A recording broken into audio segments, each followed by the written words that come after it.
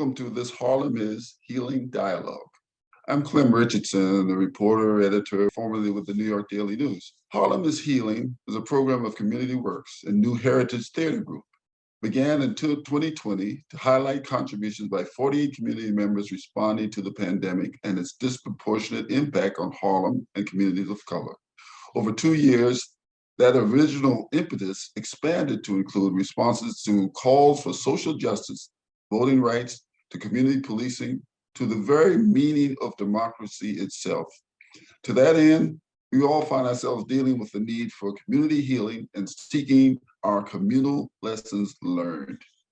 Our guest today is Lloyd Williams, president of the Greater Harlem Chamber of Commerce. Ms. Williams, thank you for being here. It's a pleasure, Clem, to be here, and it's also a pleasure to see you after a long period that we have not been able to see each other. Yes. It's such an honor. I was very pleased to be asked to do this because I know your long history in Harlem and all. You've been there at the moments. I mean, from so much has gone by in the time you've been head of the chamber, and even before that.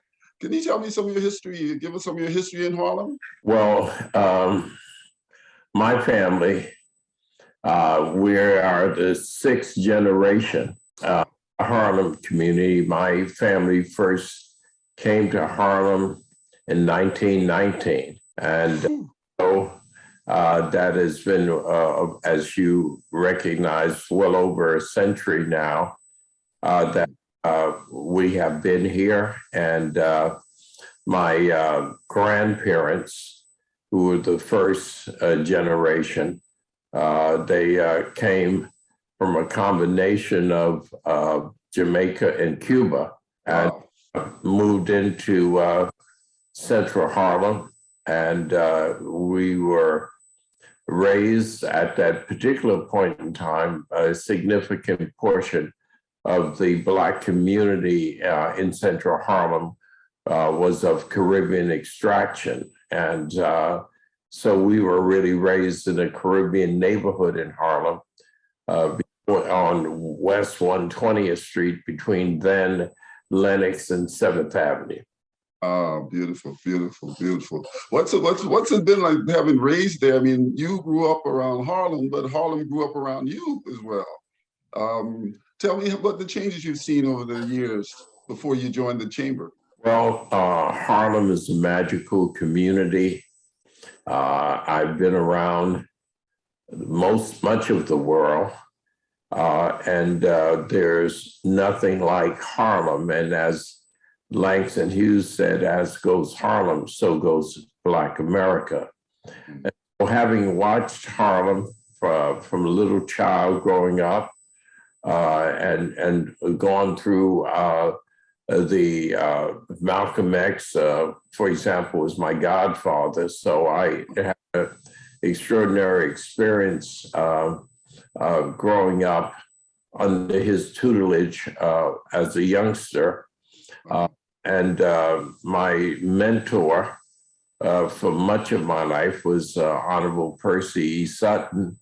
And so that was an extraordinary experience. Mr. Sutton and I, we traveled around the world together, from Brazil to Senegal to Alaska to the Caribbean to Cuba. We did so many things together. And so having come up around that, I had an English tutor because my grandmother told me I needed to go to a tutor. In those days when grandma said you should do something, it's subject to question. And little did I know that my tutor would become very, very famous. And to me, he was Mr. Hughes. And years later, I recognized that tutor was Langston Hughes. And so I've had extraordinary experiences in the Harlem community, whether it is with persons ranging from Tito Puente to Wyatt Walker to Al Sharpton to Charlie Rangel to Hazel Dukes, etc. And it's just a magical place. Certainly has had its ups and downs. This year, the Greater Harlem Chamber of Commerce is celebrating its 125th anniversary, 1896. And interesting to go back and look at Harlem over that 125-year period, and to look at its makeup, whether it's Italian or Irish or German or Jewish or Cuban or Puerto Rican, and of course the Jamaicans and Grenadians and Trinidadians and those from South Carolina and North Carolina and Virginia and on and on and on. Harlem is a magical place. It's an international community that wherever you go in the world, if there are people who understand that they're people of color in America, 99% of them have heard of Harlem. And so Harlem, because it is the Black capital of America, has a certain responsibility to Cicero, Illinois, or to Roxbury, Massachusetts, or to LA or East St. Louis. And so we set the trends and we set the direction. And so there's a great responsibility that Harlem undertakes. Beautiful, beautiful. Well, listen, we can't go. You mentioned these amazing people who came up of Harlem, who you actually knew, and who you interacted with for years. Mr. Sutton, which means that you also, and you mentioned Representative Rangel, legendary congressional figure. So that means you knew the Gang of Four. Talk about them a bit and explain who they are, and tell us a little bit about each of them, personality-wise, as you saw them. Well, the famous Harlem Gang of Four, the name Gang of Four came in a derogatory manner from then Congressman Herman Badillo, who had problems in achieving some of the political aspirations that he had when he was running for various offices, and he attributed his lack of success to that Harlem Gang of Four. And although it was meant in a derisive manner, it became a famous moniker for the Gang of Four. And the Gang of Four was composed of Mayor David N. Dinkins. Of course, he wasn't the mayor at that time. The Honorable Basil Patterson ended up being Secretary of State for New York State and the Vice Chairman of the Democratic National Party and New York State Senator, etc. And of course, Charles Rangel, who ended up being a district attorney, New York State Assemblyman, a Congress member, but also the chairman of the most powerful committee in the Congress, the House Committee of Ways and Means. And it was headed by the Honorable Percy Sutton. And Mr. Sutton was an extraordinary business person. He was also a civil rights leader, very active with the NAACP in the political arena. He was an assembly member, and he was the president of the Borough of Manhattan. And when he was president of the Borough of Manhattan, there was something at that point called the Board of Estimate that no longer exists. But the Board of Estimate controlled the city of New York and its budget. And Percy Sutton chaired the Board of Estimate. We know him, of course, for reopening of the Apollo Theater after it had been shuttered for many, many years. founder of WBLS-FM and WLIB-AM, the publisher of the New York Amsterdam News, an international icon. So that was the Gang of Four. And it was a unique group of persons. Mr. Sutton was from Texas originally. Mayor Jenkins was from New Jersey originally. Charlie Rangel and Basil Patterson were Harlemites all their lives. Mm-hmm. Well, listen, tell me, how did you come to be involved in politics there in Harlem? And how did you come to the chamber? Oh, well, my involvement with politics, education, community development, arts, and culture really came from my grandmother. My grandmother was the rock of our family. What was her name? Her name was Grace Surgeon, Sergeant, Grace Surgeon. And everyone called her Miss Sargent. But Grace, and she made sure that all of her grandchildren understood the importance of education, the importance of culture, the importance of activism, the importance of politics. And so she had us as little children walking on picket lines in Harlem, demonstrating against some of the stores at that time that would not allow persons of color to work in the stores, etc. And she was very involved with the NAACP. So she's really the genesis of all of that, which got me to become an activist. And as it relates to my involvement with the chamber, it was not something that I intended to do, and it was in fact something that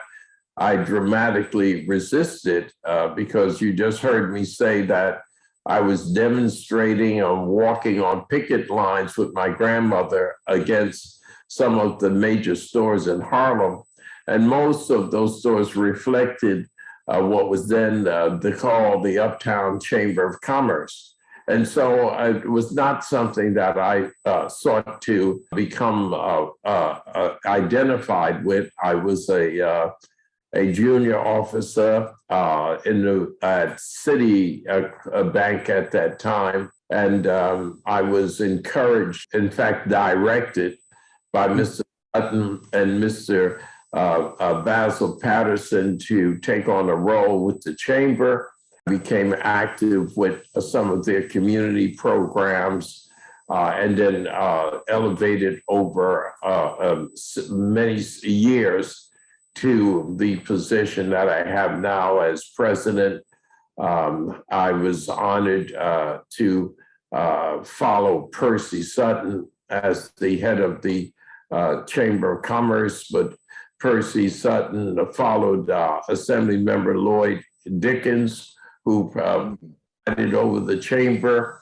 And before that was the renowned attorney Hope R. Stevens, Esquire. And so over the past approximately 50 years, the leadership of the chamber have come out of those four persons. Amazing. Tell us, what are the issues that the chamber has dealt with in the past and now in this new Harlem, as they're saying now, the gentrifying, the almost the heart of Manhattan now is Harlem, one of the more active communities in the city? Well, you know, one of the reasons why I'm committed to the Chamber of Commerce is because of its motto. And that motto for our chamber was really put into place by Percy Sutton. And the adage, as you will recall from the business community, has always been that the business of business is business. And that has been the direction that vast majority of businesses and business organizations has taken. But under the leadership of Mr. Sutton, it changed. And now the motto of the chamber is the business of business is people. And so as a result of that, the commitment now to the chamber, because their focus is on the people as opposed to on only the bottom line, allows the chamber to become involved with health issues, education issues, senior citizens, children, public safety, arts and culture, all of those types of things that are reflects more about the breadth and width of the Harlem community. And over the last 10 to 12 years, we've focused on tourism and visitation because Harlem is world renowned, and people from other sections of the city, of the state, of the region, of course, of the nation and internationally want to come and experience the magic of Harlem. But our concern is to make that into an economic engine. So small businesses and restaurants and cultural facilities can flourish, and jobs can be created in the Harlem community for Harlemites. How do you go about doing that? Those are very ambitious goals. What do they say? One step at a time, slowly and surely. When we originally looked into the issue of tourism, we were told by a number of people in the tourism industry, as well as a number of people in Harlem, that no one would come to Harlem. Why would anyone wish to come to Harlem? Harlem is nothing but slime and crime and grime. And if you look at it from that perspective, you could be defeated. But if you look at it from the perspective of its history, whether it's in sports or whether it's in entertainment or whether it's the stomping at the Savoy or the Cotton Club or whether it's Joe Louis or whether it's Willie Mays or whether it is Duke Ellington or Count Basie or Tito Puente or Celia Cruz. And it depends on what you're looking at and what you're focused on. And so we started understanding, for example, the community of Harlem. And by the way, Harlem is, the greater Harlem area is comprised of four distinct sections. There's East Harlem, there's Central Harlem, there's West Harlem, and Lower Washington Heights. From 96th Street to 168th Street is actually the greater Harlem area. And Harlem goes from the Harlem River to the Hudson River. And so within that area, there are more institutions of higher education in the greater Harlem area than in any county in America. And sometimes we don't focus on that. There's 17 institutions of higher education in the greater Harlem area. We, of course, pick up City College in Columbia, but all times we forget the Bank Street colleges and the Manhattan School of Music and the Toro colleges. And we can go on in terms of the colleges that exist, the Barnards that exist in here, the Union Theological Seminary, the Jewish Theological Seminary, the College of Podiatric Medicine. We can go on in terms of the colleges. And there are 48 historic sites in New York City. And of those 48, 14 of them are in that area. And so we look and we think of the Apollo Theater, and we think of U.S. Grant National Memorial Park. We think of Hamilton Grange, or we think of the Schomburg Center for Research in Black Culture and the Manhattan School of Music. We start looking at what exists in this community. And an extraordinary, the American Numismatic Society, the largest collection of coins in the world, are in the Harlem community. So the Hispanic Society, we can go on and on and on in terms of what's in the Museum of the City of New York, El Museo del Barrio. We can go on and on in terms of what is in the Harlem community.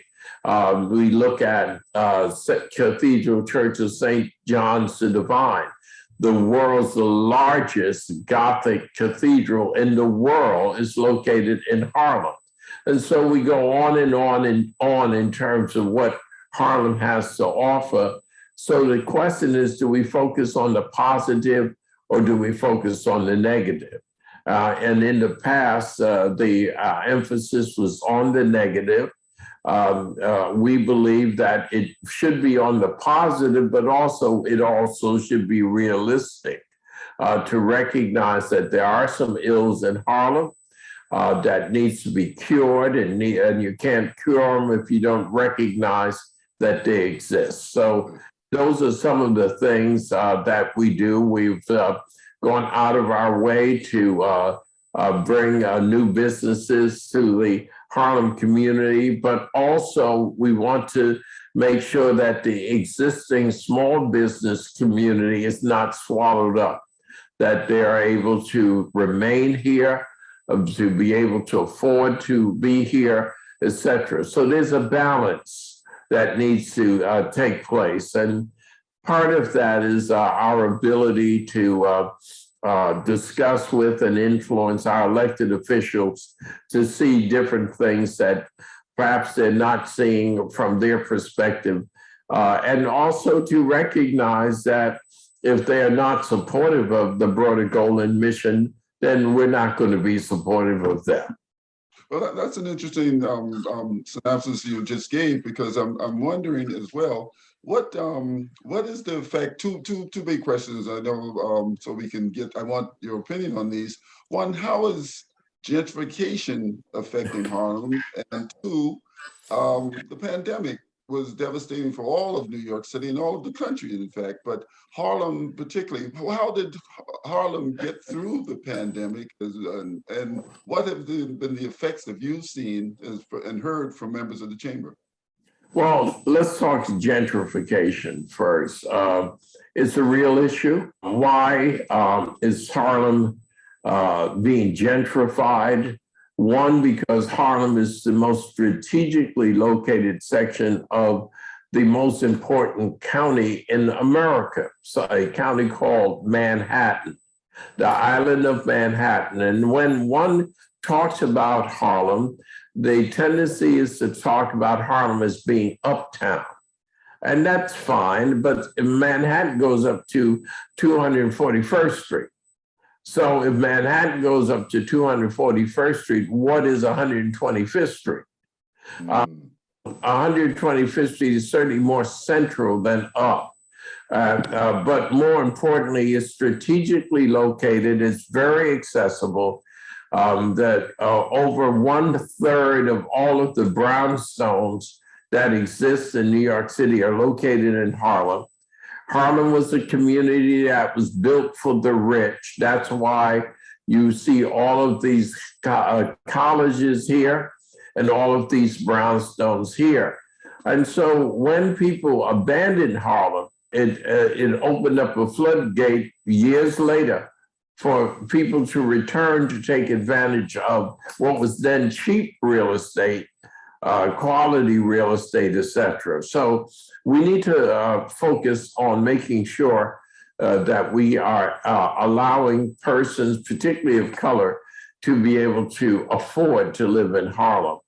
As it relates to the question of the pandemic, no question but that pandemic had a very hard hit on our community.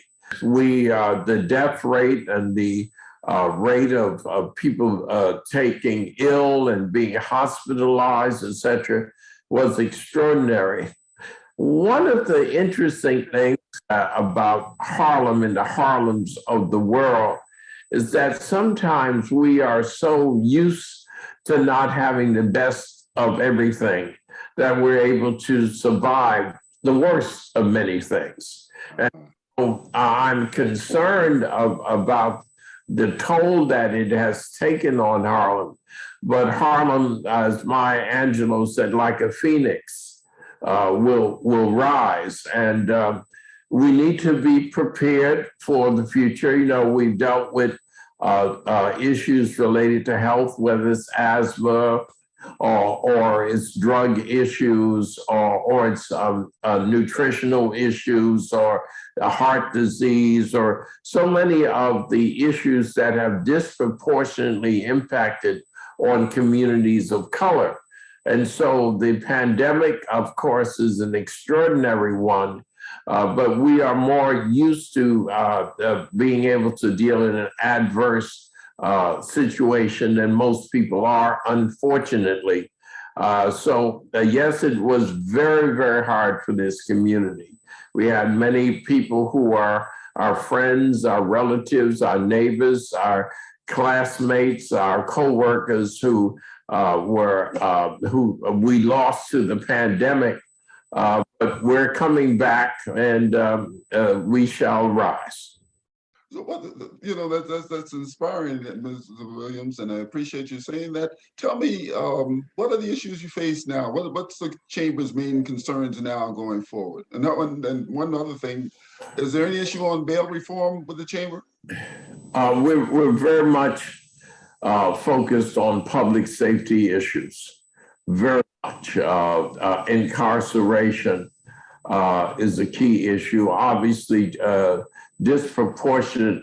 dramatically disproportionately to people who are in the penal system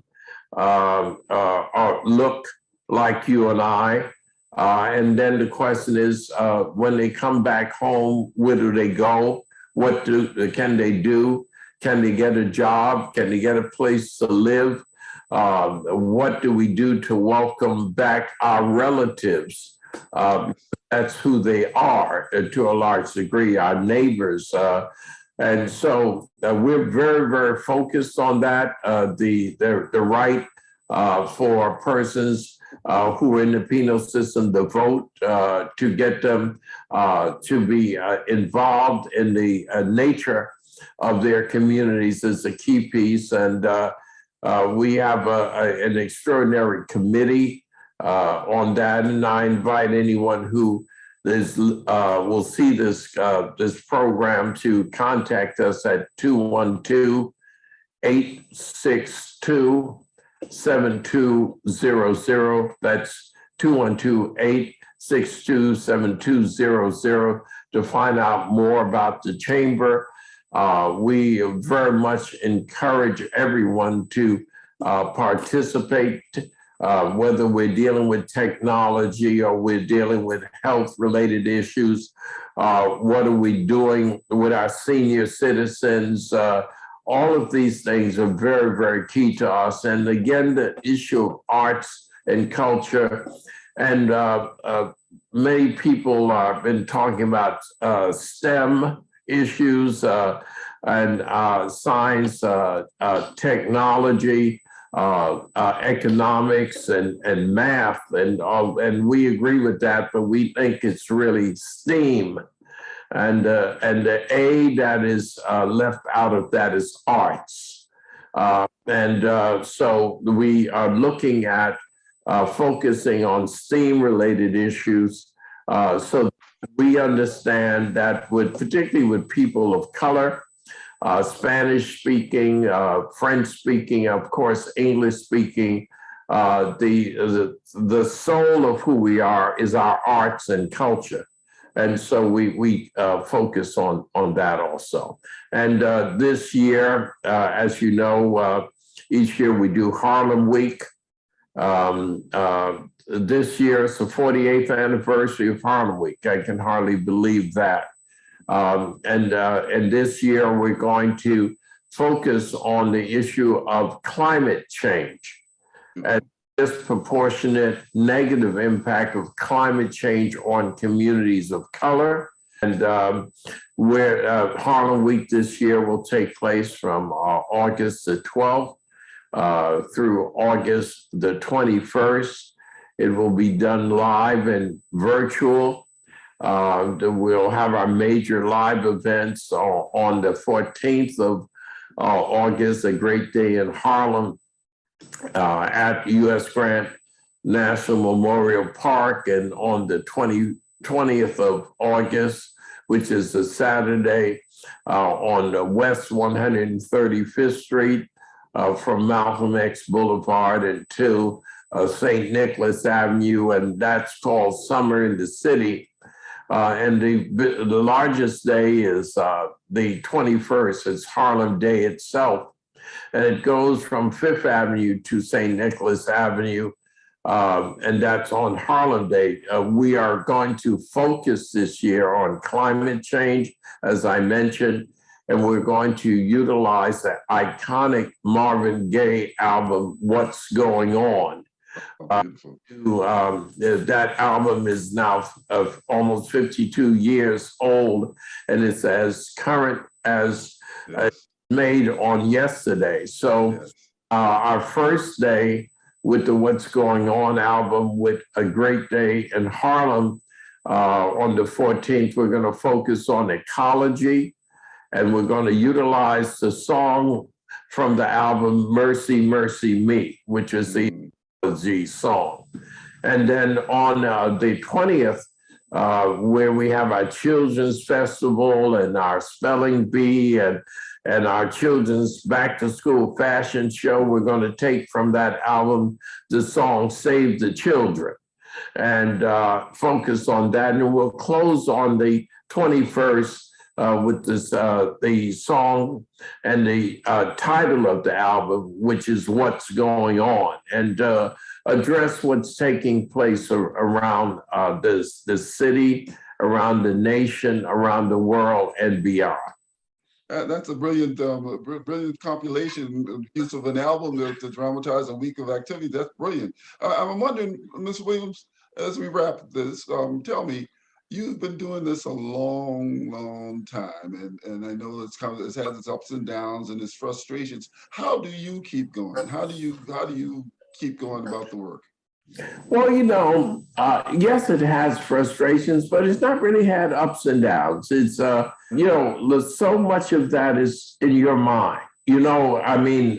How one thinks of things. Everything is a message. Everything is a lesson. And so if you open up your doors, if you open up your thought process, and if you invite other people in, you may not always agree, but you'll end up with a better product. And so, as Michael Jackson, his song about the man in the mirror, oftentimes, we're just looking in the mirror. And if we are just looking in the mirror, we're going to see the same thing and we're going to get the same answers because we're talking to the man in the mirror.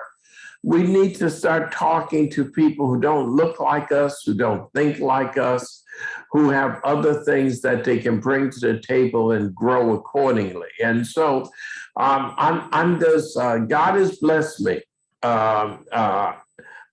in such an unimaginable way to be put into this magic kingdom called Harlem.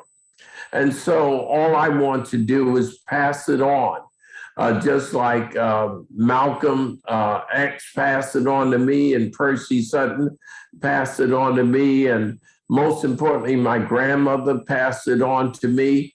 My responsibility is to pass it on. So I have a wife who is so extraordinary. I don't love my wife. I adore her. Okay, she is my rock, and I have this son who is just an amazing man. Name is Latif Ade Williams, And he has given my wife and I a grandchild.